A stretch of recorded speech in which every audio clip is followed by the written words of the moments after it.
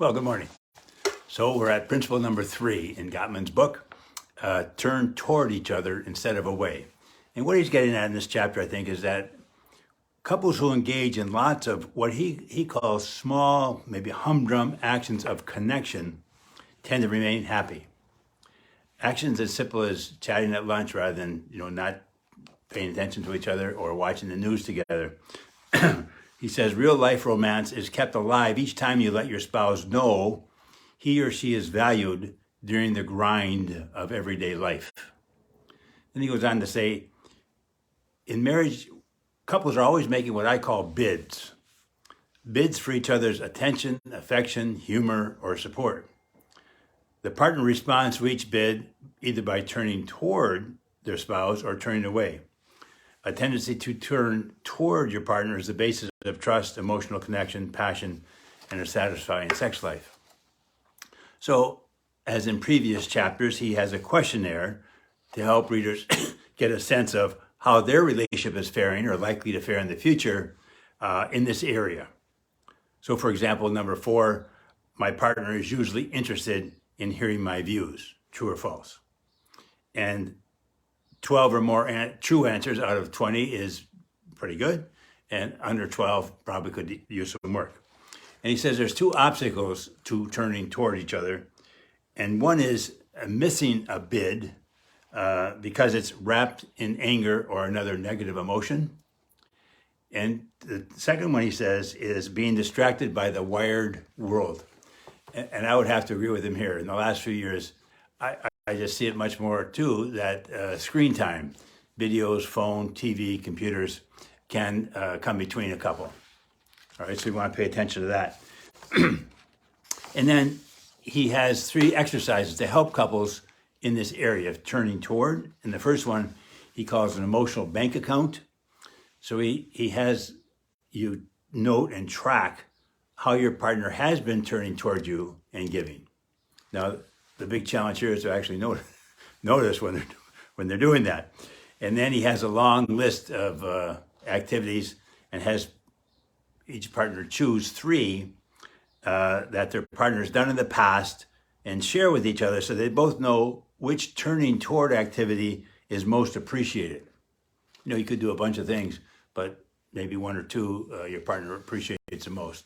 And again, number 4, cleaning house, doing laundry. Exercise 2, he calls a stress-reducing conversation. And there he encourages couples at the end of the day to sit down and talk about their day. Not about the marriage, but about anything outside the marriage.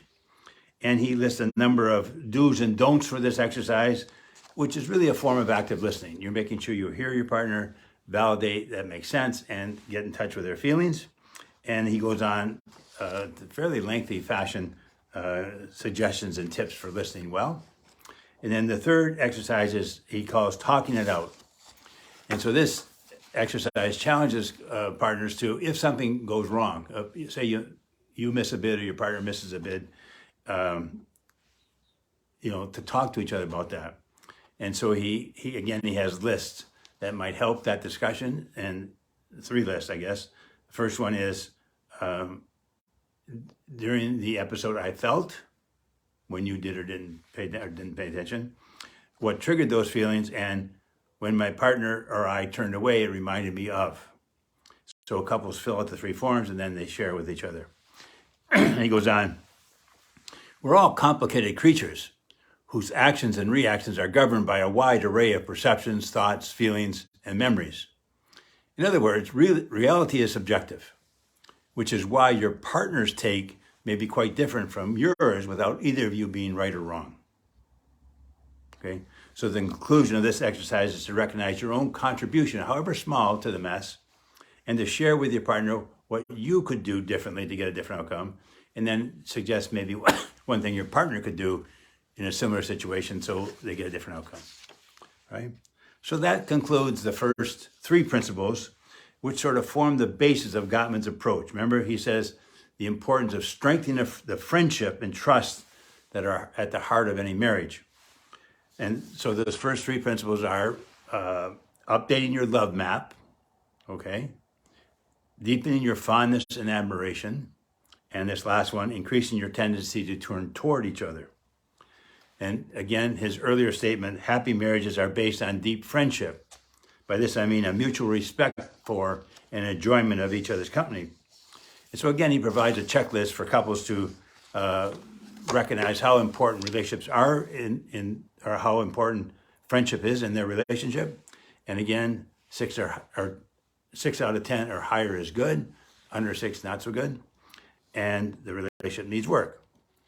So the important point he makes, so leading into the next chapter, he says these first 3 principles are critical.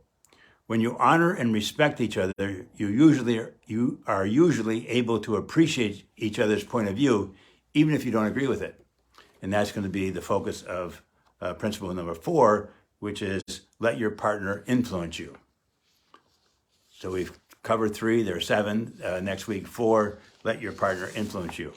All right, I hope you all had a great Thanksgiving. We have so much to be thankful for, and I'll see you next week.